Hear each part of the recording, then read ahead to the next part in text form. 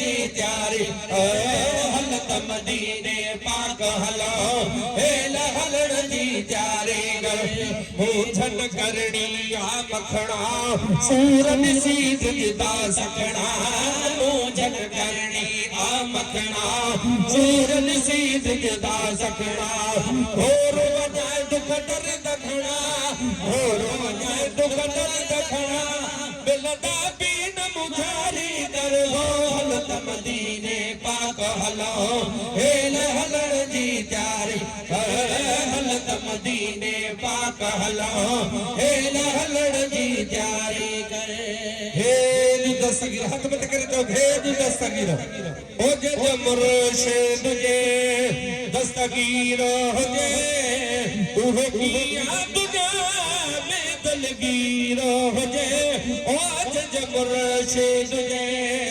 दस्तगीर हो जे जे मुर्शिद जे दस्तगीर हो जे उहो किया दुनिया में दलगीर हो जे ओ जे मुर्शिद जे जेको बुडल में तारे थो हुकमन मां मैयात उठारे थो हर औखिया मां बे पुकारे थो हर औखिया मां बे पुकारे थो ओ हर औखिया मां बे पुकारे थो खणी सकू वॻिया कहिड़ी सीरा हुजे जज मुर्शिद जे दस्तगीर उहो किया दुनिया में दलगीर हुजे ओ जज मुर्शिद जे मेरा जत मता नीअ साण कथे जेते कदम रखिया महबूबा मिठे जज जिन्नो बशर थो वसीलो वठे जज जिन्नो बशर थो वसीलो वठे उहो पीर ॾिजो पण पीर हुजे जज मुर्शिद जे दस्तगीर हुजे उहो किया दुनिया में दलगीर हुजे ओ जज मुर्शिद जे जेको मथड़नि में नथो माण्हू हुजे तगरत जेड़नि में रोज़दार हुजे जो पियो मां खां वधे प्यारो हुजे ओ जो पियो मां खां वधे प्यारो हुजे तंहिंखां सदको सफ़र हे फ़क़ीर हुजे ओ जज मुर्शिद जे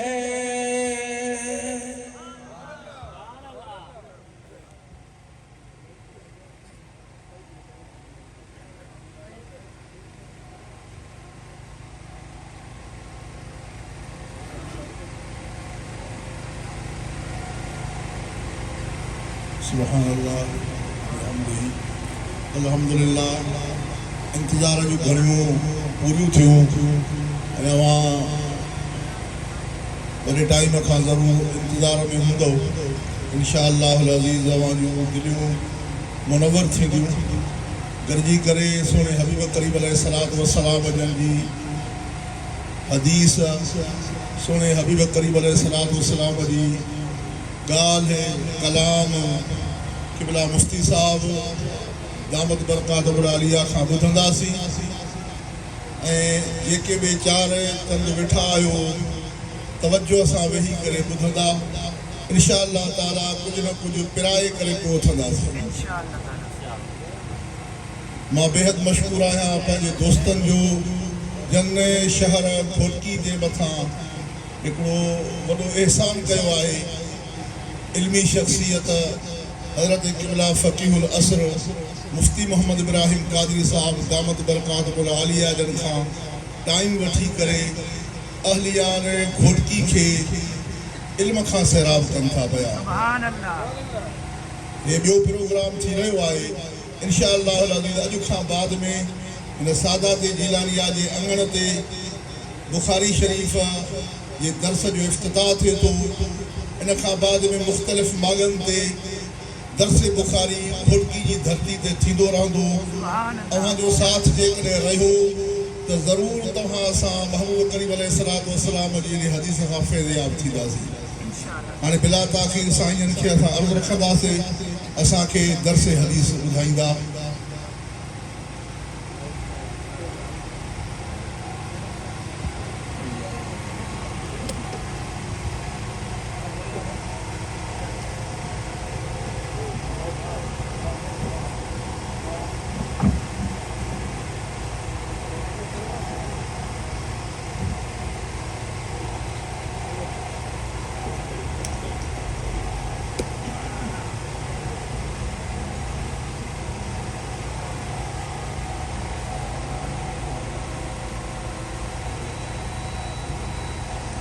بسم الله الرحمن الرحيم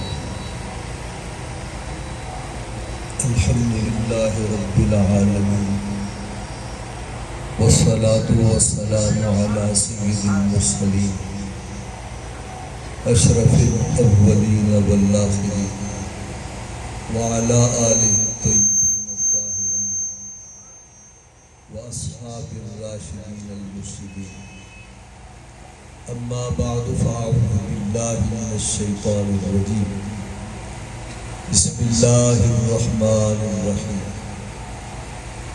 هو الذي بعث في الأميين رسولا منهم يتلو عليهم آياته ويزكيهم ويعلمهم الكتاب والحكمة وإن كانوا من قبل لفي ضلال مبين صدق الله مولانا العظيم وبلغنا رسوله النبي الكريم قصیدہ برد شریف کے چل اشعار میرے ساتھ مل کر بلند آواز سے پڑھیے مولا یا صلی وسلم دائما ابدا علی حبیب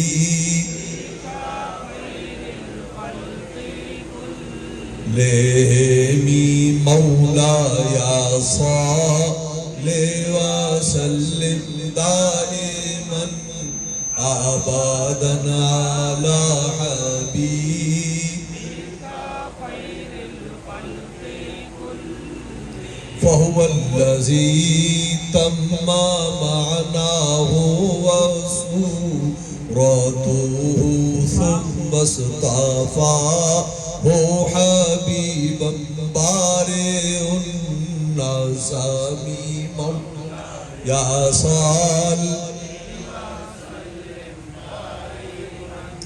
ابدا علی حبیبک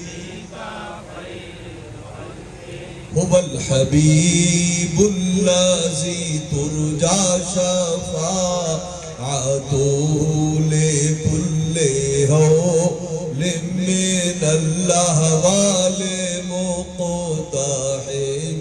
مولا یا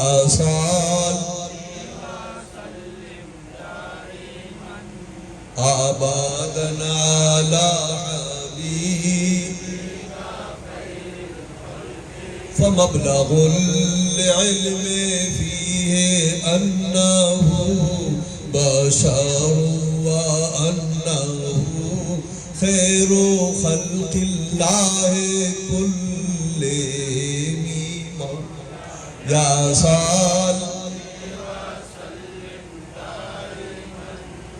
ابدا علی حبیبک اللہم صلی علی سیدنا و مولانا محمد مادر الجود والکرم و آلہ وبارک وسلم بسم اللہ الرحمن الرحیم باب کیف کان بدء الوحی الی رسول اللہ صلی اللہ تعالی علیہ وسلم وقول اللہ عز وجل انا اوحینا الیک کما اوحینا الی نوح والنبیین من بعدہ حدثنا الحمیدی قال حدثنا سفیان قال حدثنا یحیی بن سعید الانصاری قال اخبرني محمد بن ابراہیم التیمی انه سمع علقمة بن وقاص الليثي يقول سمعت عمر بن الخطاب رضي الله تعالى عنه على المنبر سمعت رسول اللہ صلی اللہ علیہ وسلم یقول انما الاعمال بالنیات وانما لامرئ ما نوى فمن كانت هجرته الى دنیا يصيبها او الى امرأة ينكحها فهجرته الى ما هاجر الیہ. صدق رسول اللہ صلی اللہ تعالی علیہ وسلم. حضرت پیر طریقت رہبر شریعت سید ضمیر حسین شاہ صاحب جیلانی دامت برکاتہم العالیہ، عزیز محترم استاد العلماء مفتی میاں جمیل احمد صاحب رضوی زید مجدہم، حضرات سادات کرام، علماء کرام، حفاظ کرام، میرے سامنے بیٹھے ہوئے انتہائی معزز مکرم بھائیو، دوستو، جیسا کہ آپ کے علم میں ہے کہ گھوٹکی میں یہ دوسرا درس ہے جو خاص طور پر درس بخاری کے نام سے جاری ہے، اور درس بخاری کا آغاز آپ کے شہر میں ہو چکا ہے. یہاں کے احباب، یہاں کے عزیز، ہمارے ظہیر وہ نام کیا ہے جو ہے سولنگی صاحب اور ان کے ساتھی، نام بھول جاتا ہوں میں، ان تمام ان ساتھیوں کی کوششوں سے اور سادات کرام کے تعاون سے یہ پروگرام ہے جو ترتیب پایا ہے. یہ آپ یوں سمجھیں کہ حدیث کی کلاس ہے جس کے آپ طالب علم ہیں، شاگرد ہیں. یہ حدیث کا درس کیا، یہ حدیث پاک کی تعلیم دی جا رہی ہے. آپ کلاس روم میں بیٹھے ہیں، لیکن یہ کلاس روم بدلتا رہے گا، کبھی یہاں، کبھی وہاں، کبھی وہاں. کوشش کریں ہر بندہ اپنے ساتھ ایک بندہ لے کر آئے تاکہ لوگوں میں علم کا شعور بیدار ہو اور لوگوں کو معلوم ہو دین کیا ہے اور حضور نبی پاک صلی اللہ تعالیٰ علیہ وسلم کی تعلیمات کیا ہیں. ایک مسلمان کو معلوم ہونا چاہیے. یہ میرے سامنے کتاب بخاری شریف ہے. قبل اس کے لیے ہم بخاری شریف کے تعارف کی طرف آئیں، میں یہ عرض کرنا چاہوں گا، ہمارا دین جس کو ہم سب مانتے ہیں، اور قبر میں اس دین کے بارے میں سب سے پہلے سوال ہوگا، من ربوں کا، تیرا رب کون ہے، ما دینوں کا، تیرا دین کیا ہے. تو پہلا سوال من ربوں کا، اللہ کی ربوبیت کے بارے میں ہوگا، پھر دین کے بارے میں ہوگا، پھر وہ ہستی جو دین لے کر آئی ان کے بارے میں ہوگا. اور اللہ رب العزت ارشاد فرماتا ہے ان الدین عند اللہ الاسلام، اللہ کے ہاں معتبر دین اسلام ہے. یہ جو ہمارا دین ہے، اسلام ہے، اس کی دو بنیادیں ہیں. سب سے پہلی بنیاد قرآن کریم ہے اور دوسری بنیاد حدیث ہے. حدیث کو نکال دو، قرآن پاک کو نکال دو، دین نہیں بچتا. ہمارے دین کا دستور، ہمارے دین کا آئین، ہمارے دین کی تفصیلات قرآن پاک میں ہے، پھر احادیث طیبہ بھی. ہماری کتاب قرآن مجید کامل ترین کتاب.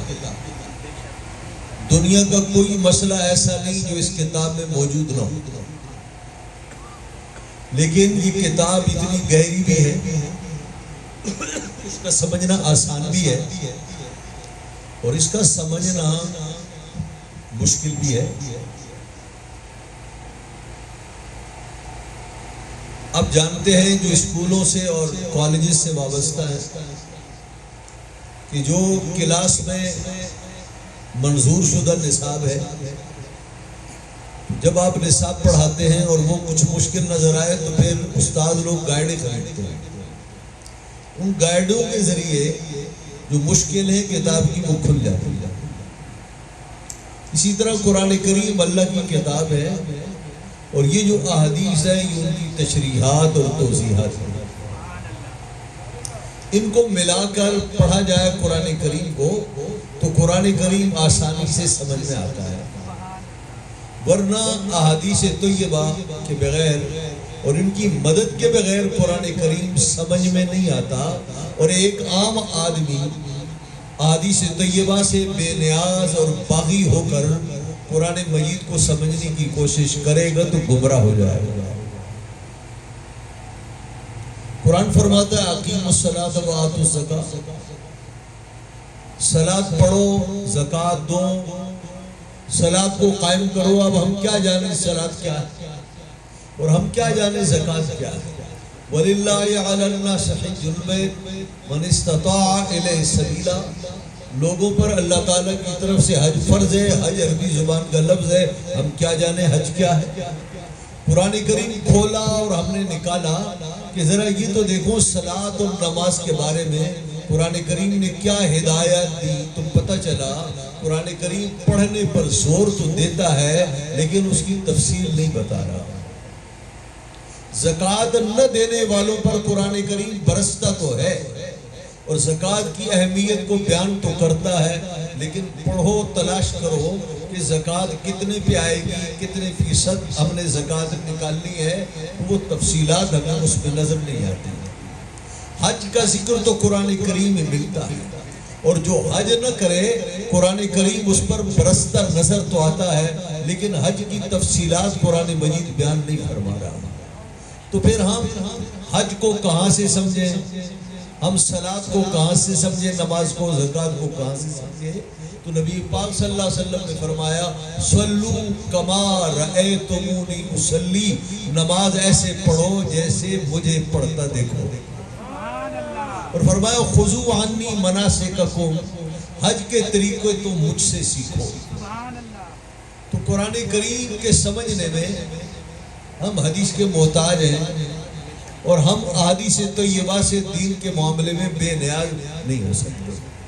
اس لیے آج جو ہمارا دین ہے اس کی اساس اور بنیاد قرآن بھی ہے اور سنت یعنی احادیث طیبہ بھی ہے۔ ہمارے ملک پاکستان کے ایک بڑے عظیم محقق عالم تھے غزالی زمان علامہ احمد سید کاظمی رحمہ اللہ، وہ ایک دفعہ فرما رہے تھے، حجیت حدیث پر تقریر فرما رہے تھے کہ ہم قرآن مجید کو بغیر حدیث کے سمجھ نہیں سکتے، اور قرآن بغیر حدیث کے سمجھ میں نہیں آتا۔ تو خود ہی سوال قائم کیا کہ اس کا مطلب تو پھر یہ ہوا کہ قرآن کریم حدیث کا محتاج ہو گیا، اللہ کا کلام انسان کے کلام کا محتاج ہو گیا، اور اللہ کا کلام حدیثوں کا محتاج ہو گیا۔ تو یہ بات تو بڑی زیادتی کی ہے کہ اللہ کا کلام حدیث کا محتاج ہو جائے۔ تو انہوں نے فرمایا یہ مت کہو کہ قرآن حدیث کا محتاج ہو گیا، یوں کہو کہ ہم قرآن مجید سمجھنے میں ہم حدیث کے محتاج ہیں۔ ہمیں قرآن مجید، خود قرآن حدیث کا محتاج نہیں، بلکہ قرآن کریم کو ماننے والے قرآن کریم کو سمجھ نہیں سکتے جب تک کہ احادیث طیبہ کی رہنمائی بیچ میں موجود ہو۔ قرآن مجید بغیر حدیث کی سمجھ میں نہیں آتا۔ میں نے آپ سے ایک بات اس کی ایک مثال سمجھائی، اب اس کی ایک اور مثال میں عرض کرتا ہوں، وہ یہ ہے، ایک اور مثال میں عرض کرتا ہوں، اور وہ مثال یہ ہے، مثال کے طور پر آپ اطمینان سے بیٹھ، آرام سے بیٹھ، دیکھیں اس کی ایک مثال یہ ہے، قرآن مجید بغیر حدیث کے سمجھ میں نہیں آتا،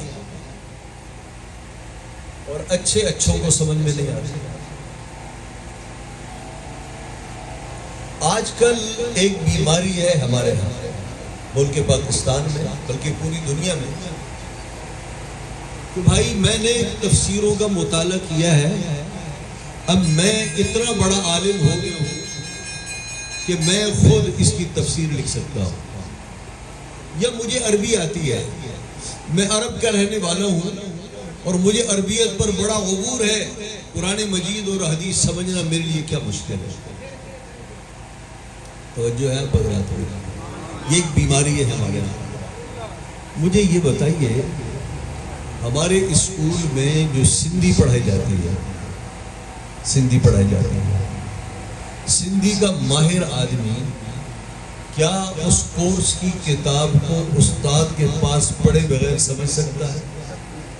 کیا شاہ جو رسالوں بھی سندھی میں ہے یا نہیں ہے؟ کیا آپ شاہ جو رسالے کو سمجھ سکتے ہیں بغیر استاد؟ سندھی ہماری مادری زبان ہے، لیکن شاہ جو رسالوں سمجھنے کے لیے صرف سندھی آنا کافی نہیں ہے، بلکہ اور بھی کچھ چیزیں ہیں جو ضروری ہیں۔ ایسی آپ دیکھیے، سرائکی زبان کے ایک بہت بڑے شاعر ہیں خواجہ غلام فرید رحمۃ اللہ علیہ، ان کا جو کلام سرائکی میں ہے بہت زبردست ہے، ہر سرائکی خواجہ غلام فرید کا کلام نہیں سمجھ۔ حضرت مولانا روم کی مثنوی شریف ہے، ہر فارسی دان مثنوی مولانا روم کو نہیں سمجھ سکتا، تو اسی طرح سمجھ لیجئے ہر عربی دان قرآن و حدیث کو بغیر استاد کے پڑھے نہیں سمجھ سکتا۔ کیا صحابہ کرام علیہم الرضوان جن کے درمیان میں قرآن کریم نازل ہوا، بتائیے صحابہ کرام کی زبان کون سی تھی؟ عربی تھی۔ وہ پٹھان، پختون، پنجابی، اردو، سندھی تو نہیں تھے نا، وہ سب کے سب عربی دان لوگ تھے، اور ہم لوگوں سے کہیں کہیں بدر جہاں وہ عربی کے ماہر تھے، عربی ان کی زبان تھی، وہ خالص عرب لوگ تھے، وہ شعر و شاعری کو بھی سمجھتے تھے، وہ اتنے ماہر تھے کہ بیٹھے بیٹھے قصیدے آپ کو لکھ کر دے دے۔ عرب کے یہ ماہرین لوگ جن میں قرآن کریم اترا، جب تک کہ پیغمبر اسلام صلی اللہ تعالیٰ علیہ وسلم نے انہیں قرآن کریم پڑھایا اور سکھایا نہیں، عرب کے وہ لوگ بھی قرآن کریم سمجھنے سے قاصر تھے۔ حضرت سیدنا فاروق اعظم کی کتنی بڑی شان ہے، حضور فرماتے ہیں صلی اللہ علیہ وسلم، ہر امت میں کوئی نہ کوئی محدث ہوا ہے جس کے دل پر اللہ باتیں ڈالتا ہے، فرمایا میری امت میں اگر کوئی محدث ہے تو عمر ہے، تو عمر کا جو دل ہے وہ اللہ کے قبضے میں ہے، اور جو عمر ہے اس کے دل پر اللہ الہام فرماتا ہے۔ اس کے بعد پھر تو حضرت عمر کو قرآن کریم کسی سے نہیں پڑھنا چاہیے، لیکن فرماتے ہیں میں نے 10 سال نبی پاک صلی اللہ علیہ وسلم سے باقاعدہ شاگردی اختیار کر کے میں نے حضور سے قرآن مجید کی تفسیر پڑھی، اور ان 10 برسوں میں کتنی تفسیر پڑھی؟ فرمایا صرف سورہ بقرہ ختم کی، صرف سورہ بقرہ ختم۔ تو ہم تو سورہ بقرہ ایک دن میں پڑھ لیتے، حضرت عمر نے مکمل کرنے میں 10 سال خرچ کیے، تو بتائیے حضور نے ان کی سینے میں کیا قرآن کریم کی برکتیں، قرآن کریم کے نقطے ڈالے ہوں گے، اور وہ کیا موتی ہوں گے قرآن کریم کے جو حضرت عمر نے اپنے سینے اور اپنے دامن میں سمیٹ۔ ہماری ماں ام المومنین عائشہ صدیقہ کتنی بڑی عالمہ اور فاضلہ، 9 سال تک حضور کے گھر میں رہے، اور احادیث طیبہ کا ایک بڑا ذخیرہ ہے جو ان سے روایت ہے۔ اتنی بڑی محدثہ، اتنی بڑی عالمہ، اتنی ذہین اور فقیہ، قرآن کریم سمجھنے میں بعض آیات میں نبی پاک صلی اللہ علیہ وسلم رہنمائی لیتے، یا رسول اللہ یہ آیت سمجھ میں نہیں آ رہی، میں ایک مثال حضرت عائشہ ہماری ماں نے پوچھا، یا رسول اللہ قرآن کریم میں آتا ہے من یعمل سوء یجز بہ، من یعمل سوء یجز بہ، میں اس کو ذرا الگ الگ اگر پڑھوں تو زیادہ سمجھ میں آئے گا، من یعمل سوءا یجز بہ، جس کے معنی یہ ہے کہ جس آدمی نے کوئی برائی کی ہے نا اس کی سزا پائے گا، مفہوم اس کی ہے۔ جس آدمی نے کوئی غلطی کی ہے اور جس آدمی سے کوئی غلط کام ہوا ہے فرمایا اس کی وہ سزا پائے گا. ہماری ماں نے یہ آیت پڑھی تو اٹک گئی. حضور نبی پاک صلی اللہ علیہ وسلم سے پوچھا یا رسول اللہ ہم میں سے کون وہ آدمی ہے جس سے چھوٹی موٹی غلطی نہ ہو جائے؟ ہم تو انسان ہیں، انسانوں سے غلطیاں ہوتی ہیں. اور اللہ رب العزت فرماتا ہے جس نے کوئی بھی قصور کیا، جرم کیا، گناہ کیا، غلطی کی تو اللہ فرماتا ہے وہ سزا پائے گا. تو یا رسول اللہ اللہ اتنا بڑا رحمان ہے، رحیم ہے، ماں باپ سے بڑھ کر مہربان ہے، ہر بات پر سزا ملے، جزا ملے، یہ اللہ کی رحمت سے بعید ہے. یا رسول اللہ ایسے کام کیسے چلے؟ کوئی آدمی ایسا نہیں جیسے چھوٹی موٹی کوتاہی نہ ہو جائے، ہر کوتاہی پر پکڑ ہو، سزا ملے. تو یا رسول اللہ پھر اللہ کی رحمت کہاں گئی؟ مفہوم یہ تھا. تو نبی پاک صلی اللہ علیہ وسلم نے کس طرح اس آیت کو حل کیا؟ نبی پاک صلی اللہ علیہ وسلم نے فرمایا عائشہ آپ سمجھ رہی ہو یہ جس سزا کی بات کہی جا رہی ہے یہ آخرت کے دن کی سزا ہے، ایسا نہیں ہے. یہ آخرت کی سزا کا ذکر نہیں ہے، یہ دنیا کی بات ہے. اگر کسی آدمی سے چھوٹی موٹی زندگی میں غلطیاں ہو جائیں تو اللہ رب العزت فرماتا ہے پھر ہم اسے نزلہ دیتے ہیں، زکام دیتے ہیں، بخار دیتے ہیں، چھوٹی موٹی تکلیفیں آتی ہیں اور غلطیوں کی سزا دنیا میں مل جاتی ہے. پھر بندہ خدا کی بارگاہ میں گناہوں سے پاک صاف ہو کر پہنچتا ہے. اللہ یہ فرق ہے. حضرت عائشہ سے بہتر کوئی ہے عربی جاننے والا؟ اور حضور کی بارگاہ میں صحبت میں حضرت عائشہ ام المؤمنین رہی. بتائیے ان سے بڑھ کر قرآن کریم کا فہم اور سمجھ کس کے پاس ہوگا؟ لیکن اس کے باوجود بعض آیات میں جب تک کہ نبی پاک کی رہنمائی نہ ہو ہماری ماں بھی اس قرآن کریم کی بعض آیات کو نہیں سمجھ پاتی. تو بتائیے پھر ہماری کیا حیثیت ہے؟ میں یہ بھی عرض کروں حدیث پڑھنے والوں کے لیے اور حدیث سننے والوں کا نبی پاک صلی اللہ علیہ وسلم نے دعائیں دی ہیں. دعائیں دی. فرمایا نضر اللہ عبدا سمع مقالتی فحفظها ووعاها وأداها. نضر اللہ عبدا سمع مقالتی فحفظها ووعاها وأداها. فرمایا کہ اللہ اس شخص کو سب سرد رکھے، اللہ رب العزت ایسے شخص کو تر و تازہ رکھے، اللہ ایسے شخص کو مسرور رکھے، اللہ ایسے بندے کو خوش رکھے جس نے میری بات سنی. جو حضور کی باتیں ہیں نا ہم سننے کے لیے بیٹھے. فرمایا کہ اللہ اس شخص کو تر و تازہ رکھے، کبھی غم اس کے پاس نہ آئے، اللہ اسے خوش رکھے جس نے میری بات کو سنا.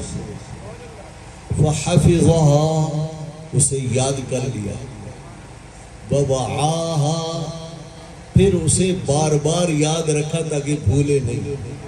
ثم اداها پھر میری امت تک اس سنی ہوئی بات کو آگے پہنچائے بھی.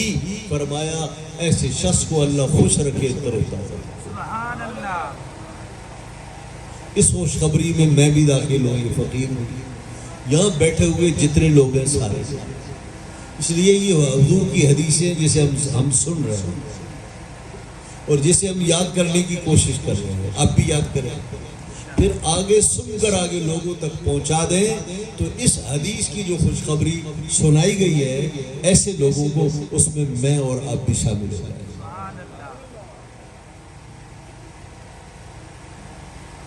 اور نبی پاک صلی اللہ علیہ وسلم نے فرمایا من یرد اللہ بی خیرا یفقہہ فی الدین وانما انا قاسم واللہ یعطی. نبی پاک صلی اللہ علیہ وسلم نے ارشاد فرمایا اللہ جس شخص کے ساتھ بھلائی کا ارادہ کرتا ہے سو دین کی سمجھ عطا فرماتا ہے. اور فرمایا میں تقسیم کرنے والا ہوں، اللہ دینے والا ہے. اللہ دیتا ہے میں بانٹتا ہوں، اور اللہ جو دیتا ہے میں وہ سب کچھ بانٹتا ہوں. اور نبی پاک صلی اللہ علیہ وسلم نے فرمایا، نبی پاک صلی اللہ علیہ وسلم نے فرمایا کہ اللہ نے مجھے زمین کی خزانوں کی چابیاں عطا فرمائی، اوتیتو مفاتیح خزائن الارض، اللہ نے مجھے زمین کے خزانوں کی جتنی چابیاں تھیں نا ساری مجھے دے دی۔ اور ایک روایت میں آیا کہ اوتیتو مفاتیح خزائن السماء، اللہ نے مجھے آسمان کے خزانوں کی چابیاں عطا فرمائی۔ تو آسمان کے خزانوں کی چابیاں اللہ نے حضور کو دی، زمین کے خزانوں کی چابیاں اللہ نے حضور کو دی، تو بتائیے زمین و آسمان کے خزانوں کے علاوہ اور کیا بچا ہے؟ تو اللہ نے اپنے محبوب کو ان سب خزانوں کا مالک بنا دیا۔ مالک کونین ہے، وہ پاس کچھ رکھتے نہیں، ارے دو جہاں کی نعمتیں ہیں ان کے خالی ہاتھ۔ اور لا و رب العرش جس کو جو ملا ان سے ملا، لا و رب العرش جس کو جو ملا ان سے ملا، بڑھتی ہے کونین میں نعمت رسول اللہ کا۔ نعرہ تکبیر، نعرہ رسالت، نعرہ خلافت، نعرہ تحقیق۔ اب آپ مجھے یہ بتائیے،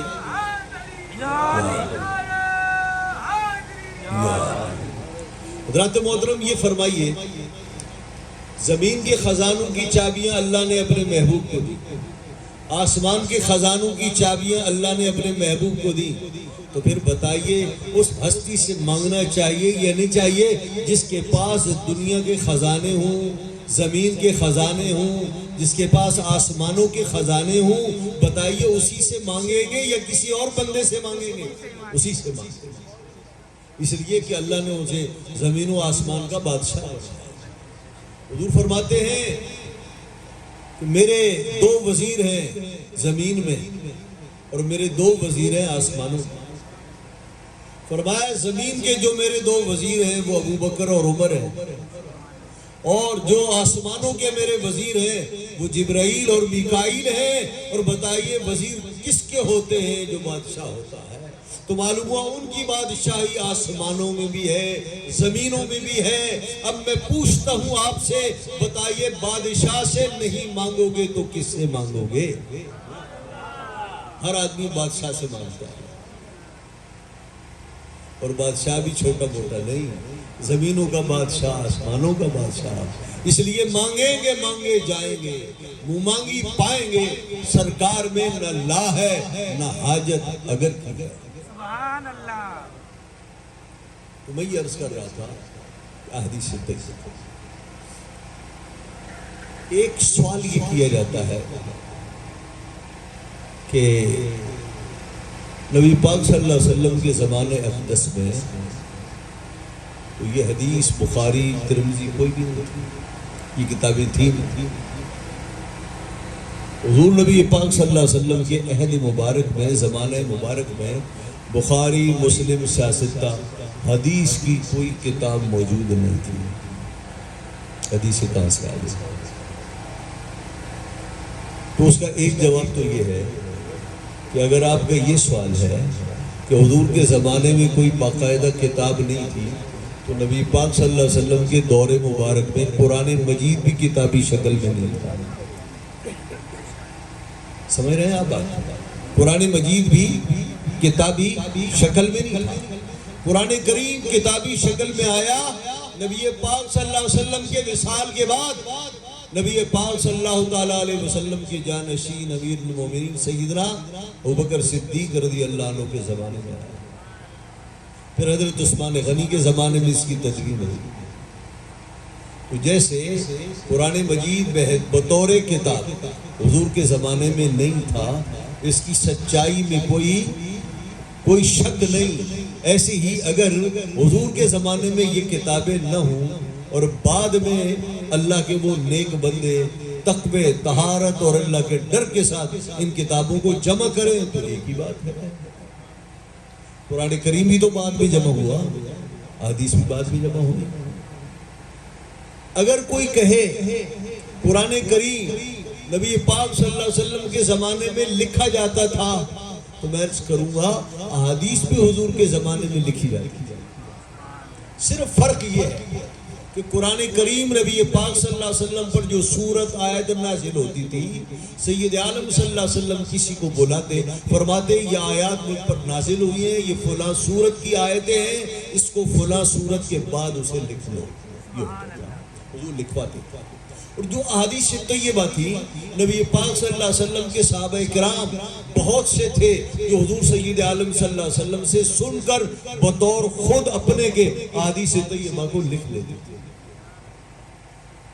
بہت سے صحابہ کرام کی کتابیں، بہت سی صحابہ کرام کے رجسٹر ہیں، بہت سے صحابہ کرام علیہ رضوان نے حدیثی مواد نبی پاک صلی اللہ علیہ وسلم کے زمانے میں لکھتے تھے، اور باقاعدہ پھر کتابی شکل میں ان کے پاس وہ حدیث کی کتابیں ہوتی۔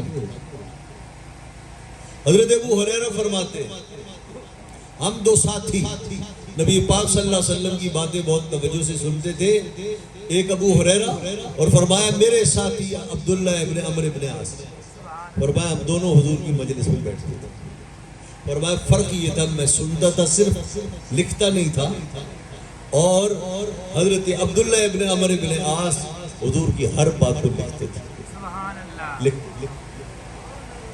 تمہیں کیا کہنا چاہ رہا ہوں؟ قرآن کریم اگر نبی پاک صلی اللہ علیہ وسلم کے عہد مبارک میں حضور کی نگرانی میں لکھا جاتا تھا، حضور کی احادیث بھی صحابہ کرام علیہ رضوان لکھتے تھے۔ تو حضرت عبداللہ ابن عمرو ابن عاص حضور کی باتیں لکھتے تھے۔ کون کون سی باتیں لکھتے تھے؟ ہر بات لکھتے تھے۔ حضور جلال میں ہوتے وہ بھی لکھتے، حضور خوشطبی فرماتے وہ بھی لکھتے، نبی پاک صلی اللہ علیہ وسلم کسی سے خوش ہو کر کوئی جملہ ارشاد فرماتے وہ بھی لکھتے، کوئی چیز چھوڑتے نہیں۔ ایک دن انہیں کسی نے تانا دیا، انہوں نے کہا تم حضور کی ہر بات کو لکھتے ہو، ہر آدمی کی ہر بات تو نہیں لکھی جاتی، اس لیے کہ کوئی آدمی کتنا بھی بڑا کیوں نہ ہو، کبھی وہ غصے میں ہوتا ہے، کبھی نارمل حالت میں ہوتا ہے، کبھی خوشطبی کر رہا ہوتا ہے، ہر آدمی کی ہر بات لکھی تو نہیں جاتی، تم حضور کی ہر بات لکھتے ہو۔ یہ پریشان ہو گئے کہ اگر یہ ٹھیک کہہ رہا ہے تو اب تک جتنا میں نے لکھا ہے اس کا کیا ہوگا؟ تو یہ پریشانی کی عالم میں نبی پاک صلی اللہ علیہ وسلم کی خدمت میں آئے اور آ کر عرض کیا یا رسول اللہ، حضور نے فرمایا کیا وجہ؟ تم پریشان نظر آتے ہو۔ عرض کیا یا رسول اللہ، قریش کے بعض لوگوں نے کہا تم حضور کی ہر بات کو لکھتے ہو، حضور کی ہر بندے کی ہر بات تو لکھنے کی نہیں ہوتی، میں اس لیے پریشان ہوں یا رسول اللہ جو اب تک میں نے لکھا ہے اس کو کیا ہوگا؟ تو نبی پاک صلی اللہ علیہ وسلم نے جلال میں آ کر اپنی زبان مبارک کی طرف اشارہ کیا، اب نے فرمایا وہ ذات پاک جس نے مجھے برحق رسول بنا کر بھیجا، اس زبان سے حق کے علاوہ کبھی کچھ نہیں نکلا، اکتب میری زبان سے نکلا ہوا ہر جملہ لکھا گیا، ہر جملہ لکھا گیا۔ اس لیے کہ ہمارے آقا اور مولا صلی اللہ علیہ وسلم، اگر آپ کسی حالت میں بیٹھے ہو، حق بات زبان سے نکلے گی، خوشطبی فرمائیں گے حق بات نکلے گی، جلال میں آئیں گے حق بات نکلے گی، اس لیے کہ زبان کی شان یہ ہے کہ وَمَا يَنْتِقُ عَنِ الْهَوَىٰ إِنْ هُوَ إِلَّا وَحْيٌ يُوحَىٰ، اس زبان سے خواہش سے کوئی بات نہیں نکلتی، ہر بات وحی الہی، اکتب ہر بات لکھنی۔ اب ہمارے بہت سے علماء نے سو سمجھایا ہے کہ نبی پاک صلی اللہ علیہ وسلم جب بھی کوئی بات کی آپ نے، حق کی بات کہی، اور آپ کی زبان سے ناحق کبھی کوئی جملہ نہیں کہا۔ عموماً ہم مذاق کرتے ہیں نا، خوشطبی کرتے ہیں، جھوٹ بول دیتے ہیں، ہنسانے کے لیے جھوٹ بولتے ہیں، کبھی غصے میں آ کر ناحق بات کہہ دیتے ہیں۔ حضور فرماتے ہیں میری زبان سے ناحق کبھی کوئی بات نکلی، میں صرف دو باتیں عرض کر کے آگے بڑھتا ہوں۔ ایک عورت نبی پاک صلی اللہ علیہ وسلم کے پاس آئی، آپ نے یہ سنا ہوگا، یا رسول اللہ دعا کیجیے میں جنت میں جاؤں. تو آپ نے فرمایا کوئی بوڑھی عورت جنت میں نہیں جائے گی، بوڑھی عورت جنت میں نہیں جائے گی. پریشان ہو گئی، یا رسول اللہ بوڑھوں نے کیا قصور کیا کہ جنت میں نہیں جائے گی؟ فرمایا بس کوئی بوڑھی عورت جنت میں نہیں جائے گی. جب وہ نہیں سمجھی، پریشان ہوئی، تو نبی پاک صلی اللہ علیہ وسلم نے فرمایا آپ جنت میں جاؤ گی بوڑھی ہو کر نہیں، جوان ہو کر جاؤ. سبحان اللہ سبحان اللہ. اب جنت میں جاؤ گی لیکن بوڑھی ہو کر نہیں جاؤ گی، جوان ہو کر جاؤ گی. بتائیے خوش طبی کی اور حق زبان سے حق کے سوا کچھ نہیں ہو سکتا. ایک اور صحابہ ہے، عرض کیا رسول اللہ میں سفر کر رہا تھا، میرا اونٹ مر گیا یا اونٹ چھوٹ گیا، غائب ہو گیا، گم ہو گیا، مجھے سفر پہ جانا ہے، میرا سفر ہے، میں حضور کی خدمت میں اونٹ لینے کے لیے آیا. کیا لینے آیا ہوں؟ اونٹ لینے کے لیے. تو یا رسول اللہ مجھے اونٹ دیجئے. آپ نے فرمایا اونٹ کا بچہ مل سکتا ہے. کیا؟ اونٹ کا بچہ مل سکتا ہے. عرض کیا یا رسول اللہ میں بچے کے کیا کروں گا؟ میں نے سوار ہونا ہے، اس پر سامان لادنا ہے، مجھے تو اونٹ چاہیے. آپ نے فرمایا دیکھو بھائی لینا ہے تو اونٹ کا بچہ لے لو. اس نے جب زیادہ وہ بات کی، بحث کی، تو نبی پاک صلی اللہ علیہ وسلم مسکرا دیے. آپ نے فرمایا بھائی اونٹ لے جاؤ، اور ہر اونٹ کا بچہ ہی تو ہوتا ہے. سبحان اللہ. ہر اونٹ کا بچہ تو ہوتا ہے. تو بتائیے آپ نے ہنسایا بھی، خوش طبی بھی فرمائی، لیکن بتائیے یہ خوش طبی حق سے ہٹ کر ہے، مبنی پر حق ہے. تو اس لیے اس زبان سے جو جملہ نکلا برحق نکلا، تو میں جلال میں آ جاؤں تو بھی حق زبان سے نکلتا ہے، خوش طبی فرماؤں تو بھی، اور نارمل حالت بھی ہوتا ہے.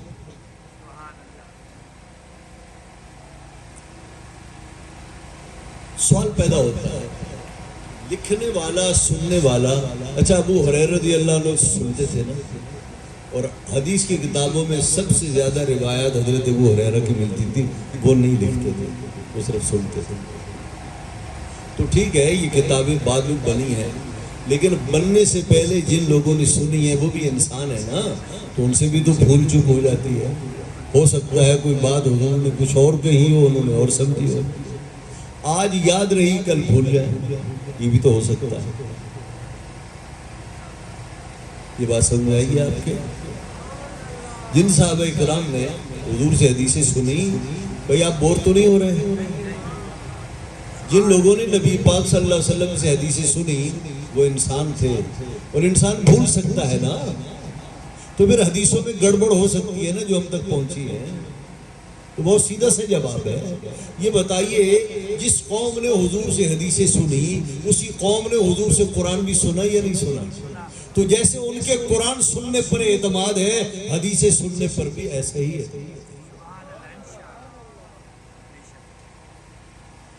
میرے رب کی شان دیکھو یار، اللہ نے ہر زمانے میں اپنی خاص قدرت سے جس چیز کو میرے رب نے چاہا کہ میں اسے آگے بڑھاؤں، تو اللہ رب العزت بڑھانے کے لیے اللہ نے ایک ایسی قوم پیدا کی، ایسے لوگ پیدا کیے جو اس کے اہل تھے، جو اسے قبول کریں.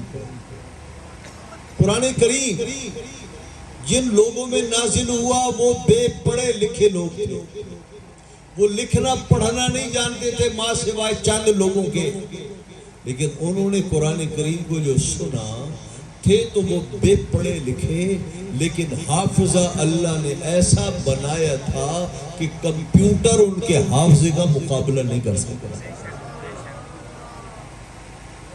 کمپیوٹر ان کے حافظے کا مقابلہ نہیں کر سکتا. بڑا زبردست حافظہ. ایک بات سنی، ایک شعر سنا، ایک قصیدہ سنا، قصیدہ پڑھنے کے بعد آپ سن لیجئے بغیر کسی ایک حرف کے فرق کے آپ کو قصیدہ سنا. تو اللہ نے اپنے محبوب کو اس قوم میں بھیجا، ان لوگوں میں اولین بھیجا کہ جن لوگوں کے حافظے بڑے معیاری. قابل رشک حافظے تھے ان لوگوں کے. میں اس کی ایک مثال آپ کو دیتا ہوں, توجہ فرمائیے. مثالیں تو بہت سی ہیں, میں صرف ایک مثال اسی بخاری میں آپ کچھ دنوں کے بعد پڑھیں گے. نبی پاک صلی اللہ تعالیٰ علیہ وسلم نے جب دنیا کے مختلف بادشاہوں کو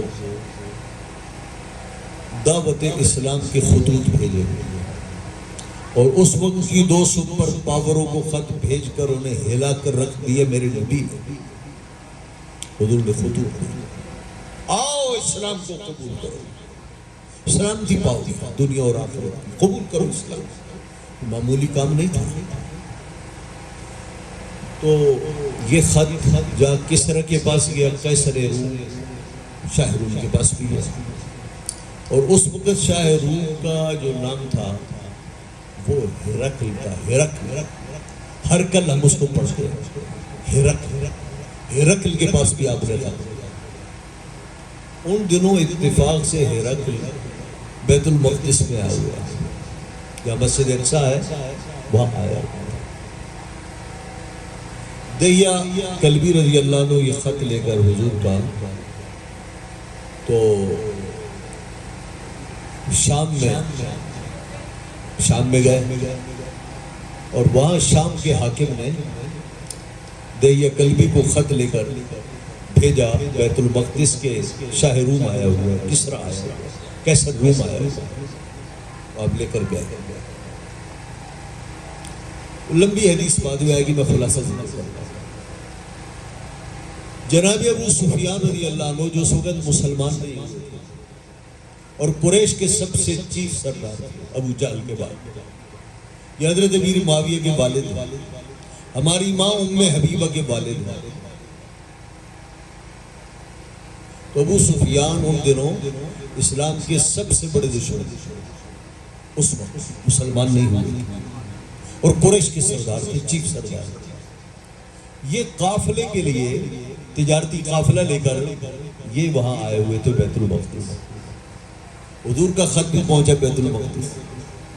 قیصر روم نے کہا یہ جس بزرگ کا خط آیا ہے دیکھ لو, اس کے دیش کے لوگ اگر یہاں آئے ہوئے ہوں تو ذرا پکڑ کر لے. ابو سفیان کہتا ہے کہ ہم گئے ہوئے تھے تجارتی قافلہ لے کر. اس کے بندے نے کہا کہ بادشاہ روم آپ کو بلا رہا ہے. کہنے کہ میرے ساتھ جتنے لوگ تھے نا 20 25 22 وہ سارے کے سارے بادشاہ روم کے دربار میں پہنچے. بادشاہ روم نے ابو سفیان کا انٹرویو کیا, اس کے ساتھی کو پیچھے بٹھا دیا. وہ آپ انٹرویو پڑھیں, حدیث بخاری جب آئے گی نا اس میں پڑھیں. وہ کہتے ہیں نبی پاک صلی اللہ علیہ وسلم کے بارے میں مجھ سے بادشاہ روم نے کئی باتیں پوچھی, اور چونکہ اس نے پہرے بٹھا دیے تھے کہ یہ جھوٹ بولے تو بتانا, تو اس نے کہا میں نے چند جگہ ڈنڈی مارنا چاہیے لیکن یہ جو میرے پیچھے جاسوس بیٹھے ہوئے تھے ان کے ڈر کی وجہ سے میں ڈنڈی نہیں مار سکا. کہنے کہ پھر حضور کا جو خط آیا تھا نا جو دہیا کلبی کے ذریعے, کس کو؟ بادشاہ روم کو آیا تھا. تو حضرت ابو سفیان کہتے ہیں حضور نے جو خط لکھا تھا اس خط کا پورا مضمون ابو سفیان نے پڑھ کر سنایا کہ اس خط میں یہ لکھا ہوا تھا. دیکھ لیں ان کے حافظی کتنے مضبوط ہیں. میں نے بخاری شریف پتہ نہیں کتنے سالوں سے پڑھا رہا ہوں, وہ خط مجھے ابھی تک یاد نہیں. بس ابتدائی کچھ الفاظ یاد ہیں. من محمد ابن عبداللہ ابن رسول الہ ہرقل عظیم الروم سلام علی من اتبع الہدی اسلم تسلم. بس یاد تک نہیں یاد. جتنا پڑھا ہے تقریباً 2 حصے اور آگے خط ہے. تو یہ ابو سفیان نے جب مسلمان ہوا, ابو سفیان جب مسلمان ہوئے فتح مکہ کے بعد, تو انہوں نے حضور کے چچا کے بیٹے عبداللہ ابن عباس کو وہ خط سنایا کہ اس خط میں یہ لکھا ہے. وہ خط یہاں بھی ہے, بخاری میں بھی ہے. وہ خط جب آئے گا تو آپ پڑھ کر میں سناؤں گا. تو جو میں کہنا چاہ رہا ہوں نا، ابھی میں نے وہ بات کہی نہیں، اتنی بات آپ نے سمجھ لی، اتنی بات تو سمجھ لی نا آپ نے۔ ابو سفیان کہتا ہے حضور نے صلی اللہ علیہ وسلم نے جو خط لکھا وہ خط یہ تھا، اب آپ ایسا کریں کہ وہ خطوط جو نبی پاک صلی اللہ علیہ وسلم نے کیسر و کسرا کو بھیجے تھے، ان میں سے بہت سے خطوط آج بھی استنبول کی ایڈیٹوریم میں موجود ہے، ترکی میں موجود ہے۔ اور کیسر کے نام پر جو خط لکھا وہ بھی، مقوقس مصر کے نام پر خط لکھا وہ بھی، بادشاہ بحرین کے نام پر خط لکھا وہ بھی، یہ سارے خطوط محفوظ ہیں اور ان کی فوٹو اسٹیٹ کر کے دنیا میں پھیلا دی گئی۔ وہ ایک فوٹو اسٹیٹ میرے گھر میں بھی آیا اور لوگوں نے پھر اس کو سجایا، بڑے بڑے وہ اس کے بنائے، تغرے بنائے، تو وہ تغرہ میرے یہاں بھی تھا۔ جب وہ آیا تو میں نے بخاری شریف لے کر اس سے ملانا چاہا، اس لیے کہ وہ جو خط ہے، وہ جو لکھا ہوا ہے، وہ ابو سفیان نے بیان نہیں کیا۔ ابو سفیان نے جو خط بیان کیا وہ تو یہاں لکھا، اور وہ جو خط میں نے پڑھا اور آپ پڑھیں گے وہ تو اصلی خط ہے جو نبی پاک صلی اللہ علیہ وسلم نے لکھا۔ ملا کر دیکھ لیجئے، میں چیلنج سے کہتا ہوں ایک حرف اور نقطے کا فرق محسوس نہیں کرے۔ ابو سفیان اس وقت مسلمان نہیں تھا اور مسلمان ہوا اس کے بعد، اور یہ بات ہے ہجری 7 کی جو حضور نے خط لکھے، اور ابو سفیان جا کر مسلمان ہوا ہجری 10 میں، 3 سال کے بعد مسلمان ہوا۔ ارے 3 گھنٹے کی بات ہم بھول جاتے ہیں، یہاں تو 3 برس گزر گئے۔ اور عبداللہ ابن عباس کو جانے کب انہوں نے بیان کیا۔ اب آپ غور سے سنیے، ابو سفیان مسلمان نہیں تھا، 3 سال کے بعد مسلمان ہوا، اور جانے پھر کتنے عرصے کے بعد حضرت عبداللہ ابن عباس کو اس نے پڑھ کر سنایا۔ اب دیکھو، خط پڑھ کر سنایا ہرقل نے، اسے سنا ابو سفیان نے، ابو سفیان سے سنا عبداللہ ابن عباس نے، اور پھر عبداللہ ابن عباس سے سنا ان کے اور شاگرد نے، پھر اور شاگرد نے، پھر اور شاگرد نے، پھر اور شاگرد نے، پھر امام بخاری نے، پھر امام بخاری نے یہاں لکھا تو حضرت ابو سفیان سے لے کر امام بخاری تک فرض کیجئے 10 آدمی ہیں، وہ 10 کے 10 بندے ایک ہی زبان بولے، ایک حرف کا فرق نہیں لا سکتے۔ تو آپ سمجھ گئے کہ اللہ نے جن ہیروں میں یہ قرآن و حدیث بھیجا ان کے حافظے کتنے مضبوط تھے، اور صرف وہ نہیں، ان کے قریب کے زمانے تک کے لوگوں کے حافظے لاجواب تھے۔ اس لیے اللہ نے ان کے لاجواب حافظے اس لیے بنائے تاکہ یہ پیغام جو اس کے محبوب کا ہے، اور قرآن کریم جو اس نے اپنے محبوب کے سینے پر نازل کیا، یہ جو کا تو امت تک پہنچتا ہے۔ یہ وہ ورثہ ہے جو صحابہ کے ذریعے، محدثین کرام کے ذریعے، اہل اللہ کے ذریعے، اولیاء اللہ کے ذریعے، محدثین کرام کے ذریعے، اہل تقوی و طہارت کے ذریعے یہ ذخیرہ ہمیں ملا، یہ خزانہ ہمیں ملا ہے۔ یہ ہماری خوش قسمتی ہے۔ تو یہاں تک کیا بات آ گئی؟ حدیث کی ضرورت ہمیں کیا ہے، اور حدیث پاک محفوظ سینوں سے، محفوظ زبانوں سے، محفوظ ہاتھوں سے اس امت کو محفوظ۔ اور قدرت خدا کی دیکھو یار، جب تک کہ کتابوں کی ضرورت نہیں پڑی تھی، اللہ نے حافظ کمپیوٹر سے پڑھ کر عطا فرمائے۔ جب کتابیں بن گئی، قوم کا حافظہ پھر کمزور ہو گیا، اس لیے کہ کام پورا ہو گیا، دین کا کام پورا ہو گیا۔ اب حافظے جیسے بھی ہیں، یاد نہیں ہے تو کتاب کھول کے پڑھ لو، معلوم ہو جائے کہ کتاب میں کیا لکھا ہے۔ اب یہ جو بزرگ ہیں جنہوں نے یہ بخاری شریف کو جمع کیا ہے، جس کو ہم صحیح بخاری کہتے ہیں، کیا کہتے ہیں؟ صحیح بخاری، صحیح بخاری۔ اس کو بخاری اس لیے کہتے ہیں کہ جس بزرگ نے ان حدیثوں کو جمع کیا ہے وہ بخاری کے رہنے والے تھے، امام محمد ابن اسماعیل بخاری۔ اس کتاب کا پورا نام تو اور ہے، لیکن اس کو شارٹ کٹ نام دیتے ہیں بخاری شریف، اس کا نام اور ہے، اس کا نام تھوڑا سا لمبا ہے، اور اس کا پورا نام ہے المسند الجامع المسند الصحیح المختصر من امور رسول اللہ صلی اللہ علیہ وسلم وسننہ وایامہ، یہ پورا نام ہے۔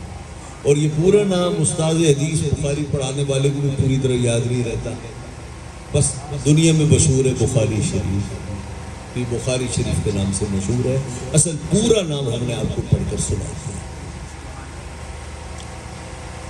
یہ امام بخاری کب کے بزرگ ہیں، کیا شخصیت ہے یہ بھی سن لیجئے۔ اس بخاری کا مقام کیا ہے؟ کتاب اللہ کے بعد سب سے صحیح ترین کتاب بخاری اور مسلم ہے، اور بخاری و مسلم میں جمہور امت کا مسلک یہ ہے کہ سب سے صحیح تر کتاب بخاری شریف ہے۔ سب سے پہلا نمبر صحت میں قرآن کریم کا، اور اس کے بعد بخاری شریف کا، پھر مسلم شریف کا، پھر اور کتاب۔ تو جس کتاب کا درس ہم سننے سنانے کے لیے بیٹھے ہیں، وہ کتاب اللہ کے بعد سب سے معتبر کتاب، سب سے صحیح کتاب بخاری شریف۔ اس بخاری شریف کو جس ہستی نے جمع کیا ہے بڑی محنت کے بعد، اس بزرگ کا نام ہے شیخ الاسلام ابو عبداللہ محمد بن اسماعیل بن ابراہیم بن مغیرہ بن بردسبہ، یہ ان کا نام نسب ہے۔ امام بخاری جو ہے یہ بچپن میں یتیم ہو گئے تھے، وہ چھوٹے تھے یتیم ہو گئے تھے، اور بچپن میں پیدا ہوئے تو آنکھوں والے تھے، بعد میں ان کی آنکھیں بھی ختم ہو گئی، آنکھیں ختم ہو گئی، نابینا ہو گئی۔ تو ماں دعائیں کرتی تھی کہ اللہ میرے بچے کی آنکھیں لوٹا دے، اس کی آنکھوں کی روشنی واپس لے آ۔ روتے روتے سو جاتے۔ ایک دن جو وہ بچے کے لیے بہت روئی، پریشان ہوئی، روتے روتے سو گئی، تو خواب میں نبی پاک صلی اللہ علیہ وسلم کے جد امجد ابو الانبیاء حضرت ابراہیم خلیل اللہ علیہ السلام کی زیارت ہوئی۔ تو آپ نے فرمایا کیوں روتی ہے؟ کہا میرا بیٹا نابینا ہو گیا ہے۔ آپ نے فرمایا گھبرا نہیں، اللہ نے تیرے بیٹے کو آنکھیں لوٹا دی۔ تو جب ماں اٹھی اور امام بخاری کو اٹھایا تو وہ آنکھیں روشن ہو گئی۔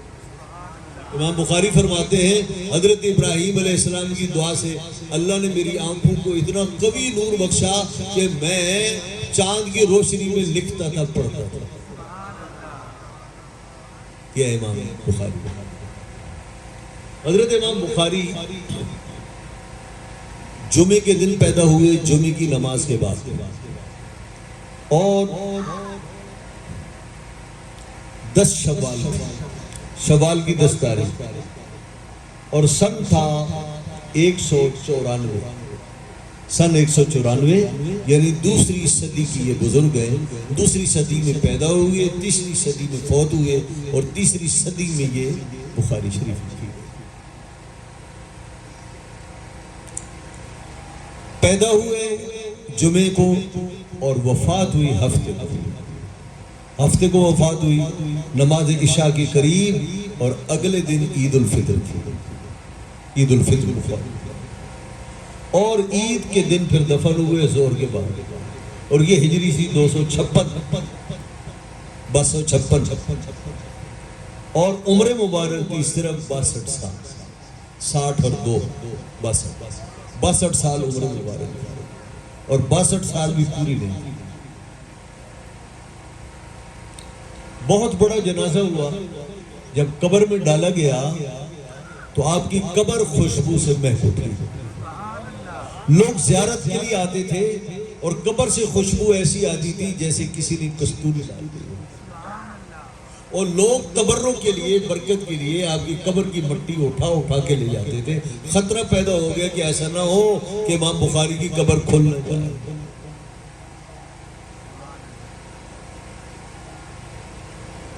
اللہ اکبر، اللہ اکبر۔ جس دن ان کا انتقال ہوا، ایک اللہ کے ولی نے خواب میں دیکھا کہ حضور نبی پاک صلی اللہ علیہ وسلم تشریف فرما ہے، اور صحابہ کرام کی بڑی جماعت ہے اور حضور کھڑے ہیں. میں نے سلام عرض کیا, مجھے جواب دیا. میں نے عرض کیا یا رسول اللہ حضور یہاں کیوں کھڑے ہیں؟ تو آپ نے فرمایا محمد ابن اسماعیل بخاری کا انتظار کر رہا ہوں. فرمایا یہ وہی دن تھا جس دن امام بخاری کا جنازہ ہوا تھا. اللہ اکبر. امام بخاری کے لیے علماء کی عادت تھی کہ وہ ہر بزرگ کے لیے, ہر شیخ کے لیے بہت سے ایسے فن کے ماہرین لوگ تھے, علم العادات کے, جنہوں نے لوگوں کو یاد کرنے کے لیے, حفظ کے لیے, انہوں نے ولادت کے, زندگی کے سال اور وفات کا سال وہ قلم بند کرتے تھے. یہ بھی ایک ہنر تھا. تو حضرت امام بخاری رحمت اللہ تعالی علیہ کی تاریخ پیدائش, آپ کی عمر, وفات, اس پر علماء نے اب یاد کہے ہیں علم العادات کی روح سے, تاکہ ہم اسے یاد کریں اور فٹ فٹ ہم سنا سکیں. چنانچہ امام بخاری کے لیے کسی نے کہا میلادہ صدق. کیا میلادہ صدق, ان کی پیدائش صدق ہے. وہ مدت عمرہ فیہا حمید, اور ان کی جو عمر ہے اس کی کل مدت لفظ حمید ہے. وانقضا فی نور, نور میں گم ہو گئے. 3 لفظ بولے ہیں, صدق, حمید, نور. تو فرمایا میلاد صدق, ان کا میلاد, ان کی پیدائش لفظ صدق ہے. میں بھی طالب علم ہوں, چھوٹا سا علم العادات کا. صاد کے 90 ہوتے ہیں. صاد کا لفظ ہے نا, اس کے کتنے آتے ہیں؟ صاد 90. اور دال کے 4 آتے ہیں. کتنے ہو گئے؟ 94. بولے نا, بولے 94. اور قاف کا ہے 100, تو کتنے ہو گئے؟ 194. تو لکھنے والا لکھتا ہے کہ وہ کہ میلادہ صدق, آپ کی پیدائش لفظ صدق ہے, یعنی 194 ہجری میں آپ پیدا ہوئے. وہ مدت عمر فیہا حمید, فرمایا کل مدت عمر ان کی لفظ حمید کو دیکھ دو. حمید ہا کے 8, کتنا؟ میم کے 40, کتنے ہو گئے؟ 48. اور یہ کے 10, 58. اور دال کے 4, 62. عمر مبارک 62. وانقضا فی نور, نور میں گم ہو گئے. یعنی کب گم ہوئے, کب فوت ہوئے, اللہ کے ہاں کب گئے؟ فرمایا لفظ نور کو دیکھ لو. تو اللہ نے سنیوں کو کیسے کیسے نور عطا فرمایا. امام بخاری نور میں گم ہو گئے. تو پھر جس کی حدیثیں پڑھتے تھے وہ کیا تھے؟ وہ نور علی نور تھے. نور کے کیا علم العادات کے لحاظ سے کتنے عدد بنتے ہیں؟ نون کے 50, واو کے 6, کتنے ہو گئے؟ 56. اور رے کے را کے 200, کتنے ہو گئے؟ 256. کوئی پوچھے امام بخاری کب وفات ہوئی, تو آپ کہو لفظ نور کو دیکھو, 256 میں. تو 194 پیدائش ہوئی, 62 سال کی عمر میں عمر آپ نے پائی, اور 256 میں آپ کا انتقال.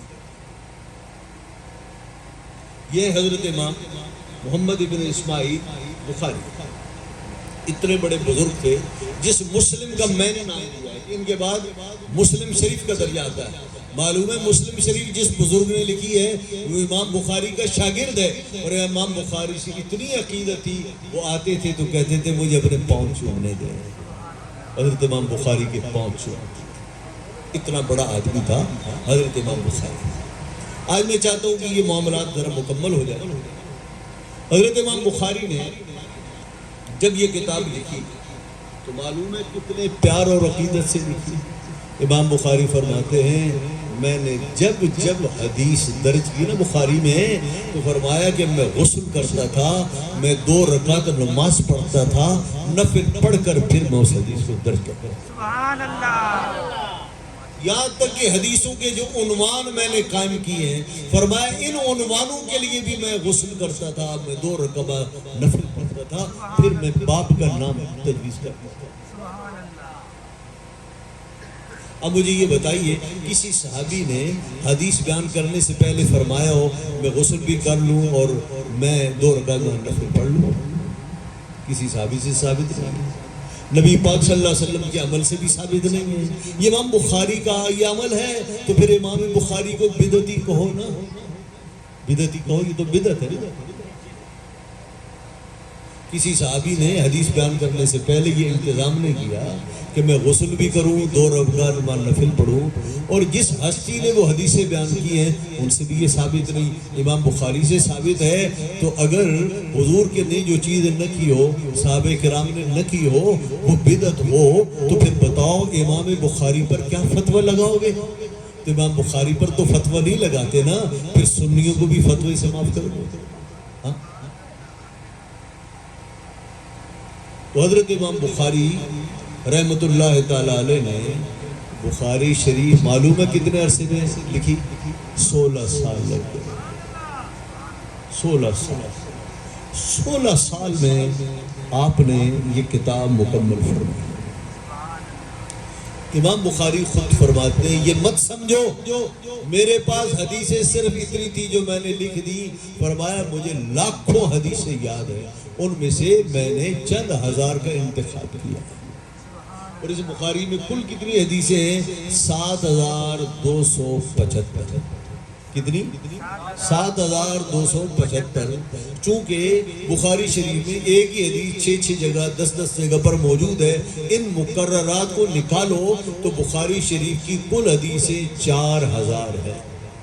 یہ باتیں آپ کو یاد ہونی چاہیے نا، اس لیے کہ آپ بخاری شریف کے اسٹوڈنٹ بن رہے ہیں نا، تو یہ چیزیں ابتدائی یاد ہونی چاہیے۔ امام بخاری کا نام کیا ہے؟ محمد ابن اسماعیل بخاری۔ امام بخاری کب پیدا ہوئے؟ کس سن میں پیدا ہوا؟ 1994 میں۔ کتنی عمر پائی؟ 62 سال۔ کب انتقال ہوا؟ 256 میں۔ کتنی حدیثیں انہوں نے جمع کی؟ 7275۔ اور مقررات کو نکالو تو کل حدیثیں بنتی ہیں 4000۔ یہ 2 جلدیں ہیں جن میں 4000 حدیثیں موجود ہیں۔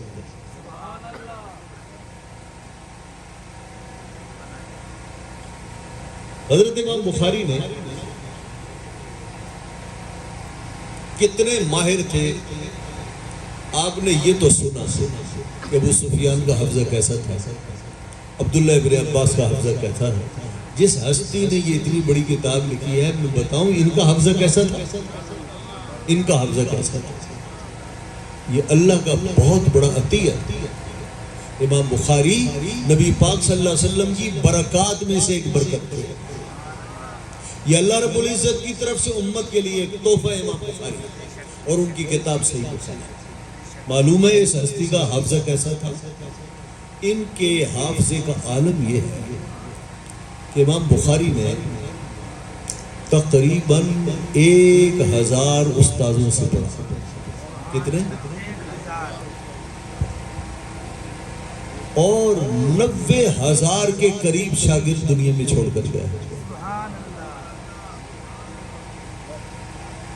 اور حضرت امام بخاری کے حافظے کا عالم یہ تھا کہ بڑی شہرت ہوئی نا آپ کی دنیا میں، اور بے نظیر حافظے کی وجہ سے، تو امام بخاری کو اہل بغداد نے، علماء بغداد نے دعوت دی کہ آپ ذرا بغداد سے آئیں، توجہ ہے؟ تو امام بخاری بغداد گئے، علماء بغداد نے بڑا استقبال کیا، اور امام بخاری کے لیے انہوں نے ایک پروگرام رکھا۔ بڑے بڑے علم والے لوگ انہوں نے بلایا، ان کو دعوت دی، اور حضرت امام بخاری کو بھی دعوت دی۔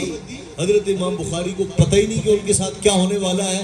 ان علماء نے ٹرائی کے لیے، آپ کا ٹیسٹ لینے کے لیے، امتحان لینے کے لیے انہوں نے یہ پروگرام رکھا تھا،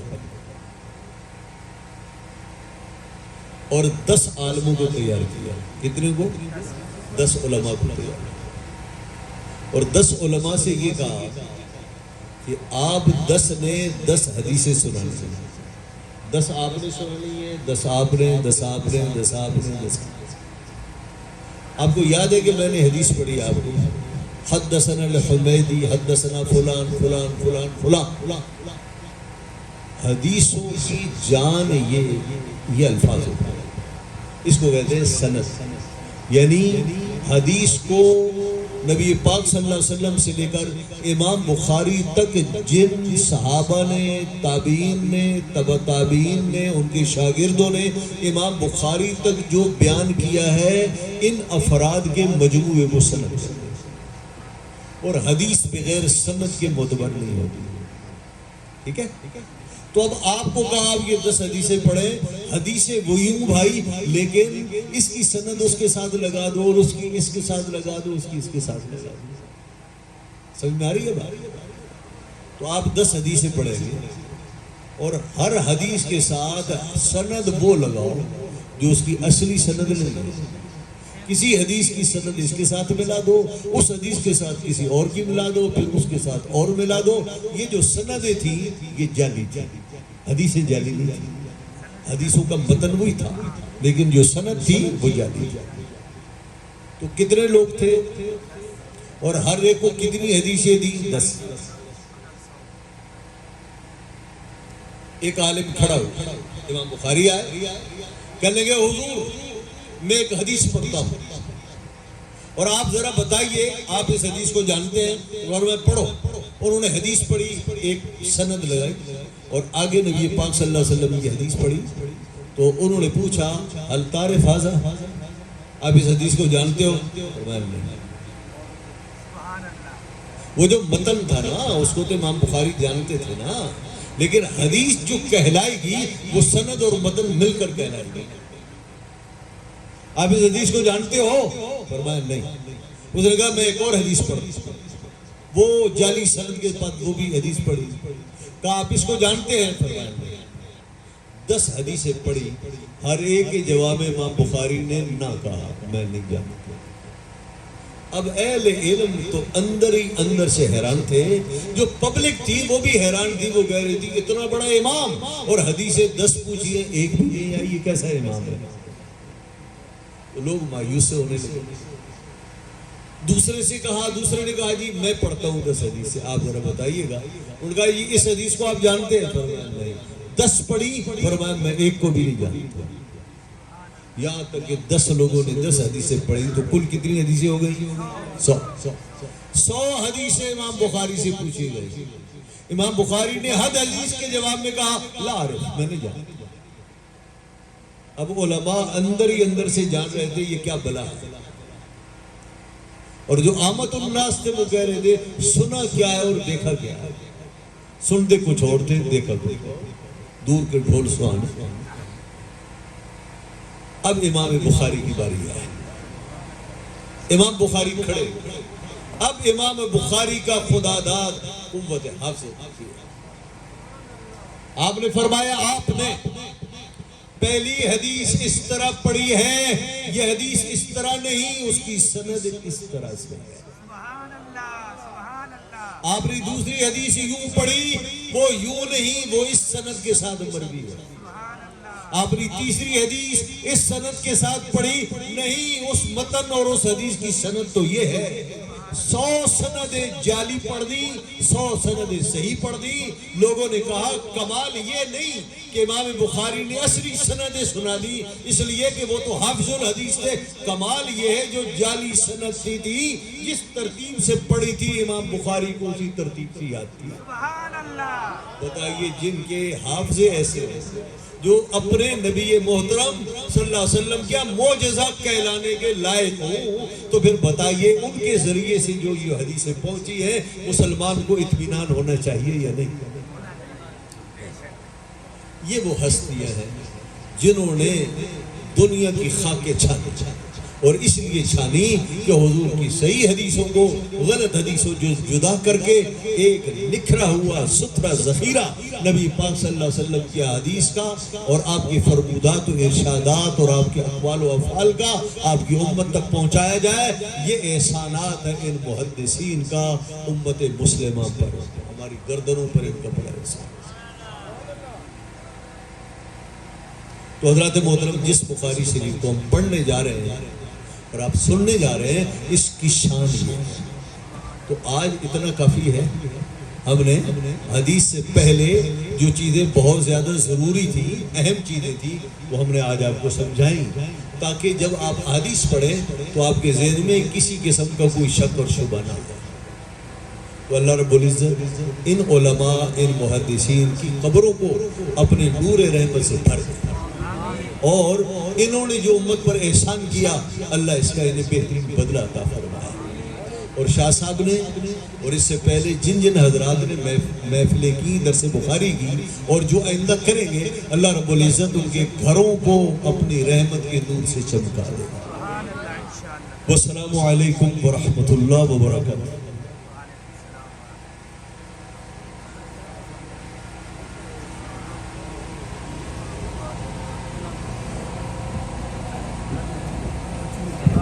مصطفیٰ جانے رحمت پیلا ہو سلام، شمع بز میں ہدایت پیلا ہو سلام. وہ ہمارے نبی، ہم ان کے امتی، وہ ہمارے نبی، ہم ان کے امتی. امتی تیری قسمت پیلا ہو سلام، شمع بز میں ہدایت پیلا ہو سلام. اس کو دیکھا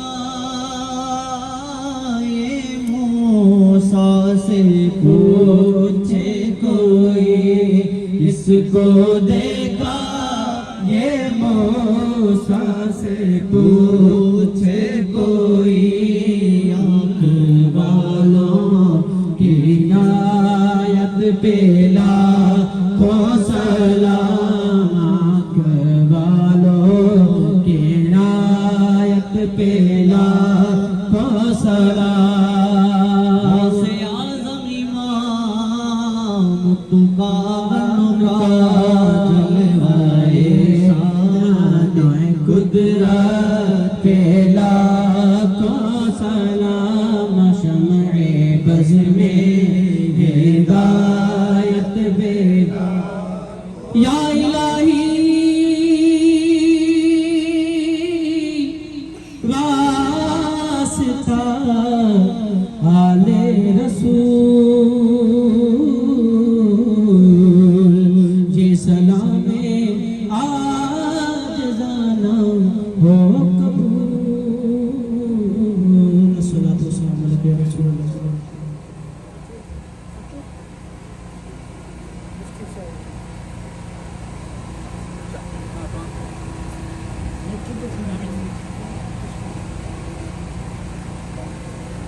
اللهم صل وسلم وبارك على شفيعنا ومولانا محمد وعلى آل سيدنا محمد وأصحاب سيدنا محمد وأهل بيت سيدنا وحبيبنا ونبينا ومولانا محمد وبارك وسلم.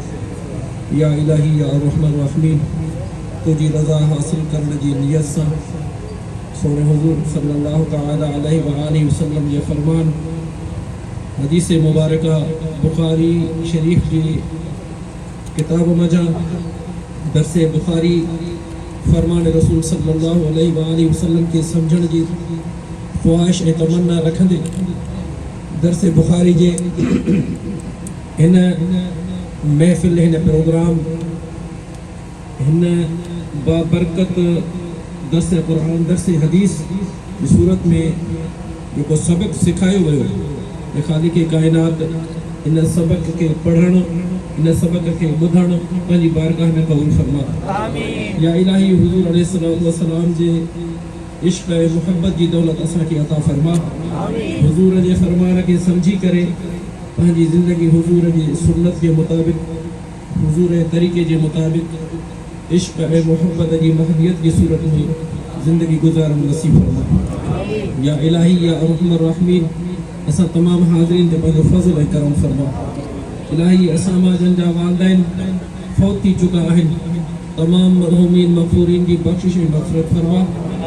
یا الہی اساما جن جا والدین زندہ آہن، حیاتی میں آہن، انہن کے صحت عافیت خیریت سے پنج بچڑن کے متھا قادر انہن جو سایو قائم فرما انہن کے خضری زندگی عطا فرما الہی اساما جن کے اولاد عطا فرمائی ہے کہ خالق کائنات اساں جی اولاد کے صالح بنا عبادت گزار بنا ذکر کرنے والو بنا سونے نبی صلی اللہ علیہ وآلہ وسلم عاشق غلام بنائیں فرما یا رب العالمین اساما جن کے اولاد نہ آہے اولاد یا طلبگار آہن اے خالق کائنات پنج نعمت رحمتن کی صورت میں انہن کے کثیر اولاد عطا فرما بیمارن کے جسمانی روحانی قلبی تمام امراض کا شفاء کلی عطا فرما صحت کاملہ عاجلہ عطا فرما یا مالک مولا جن جے رزق میں تنگیا تمام ہی احباب دینا جو کریم رب جی بارگاہ میں عرض ہے یا رزاق یا رازق یا رحمان یا رحیم تمام ہی جے رزق میں برکت میں وسعت میں عطا فرما سائیں امام دین شاہ مفتی محمد ابراہیم صاحب تمام حاضرین مطا پنجو فضل کرم فرمائی دے حضور جو سچو عشق حضور کی سچی غلامی عیسیٰ کی نصیب فرما اللہم ربنا آتنا فی الدنیا حسنۃ وفی الآخرۃ حسنۃ وقنا عذاب النار ربنا تقبل منا انک انت السمیع العلیم وتب علینا انک انت التواب الرحیم وصلی اللہ تعالی علی حبیبہ سیدنا و نبینا و مولانا و محبوبنا محمد وعلى آله وأهل بيته أجمعين آمين برحمتك يا أرحم الراحمين لا إله إلا الله محمد